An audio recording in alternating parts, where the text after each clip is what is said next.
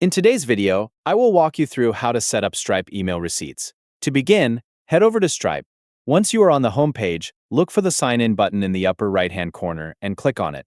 After signing in, you will be taken to your dashboard homepage. Once on your dashboard, navigate to the Home section. From the Home section, go to the Settings tab. This will open the Account Settings options. In the Settings menu, find the Business Settings section and click on it. Next, go to the Customer Email section. This is where you can manage the email receipt settings. In the Customer Email section, find the option for successful payments. Turn on the toggle to enable email receipts for successful payments. After enabling this option, Stripe will send email receipts when payments are successfully processed. Next, find the option for refunds. Turn on the toggle for refunds to enable refund email notifications. Once both the successful payments and refunds toggles are enabled, your Stripe email receipt settings are complete. Thank you for watching.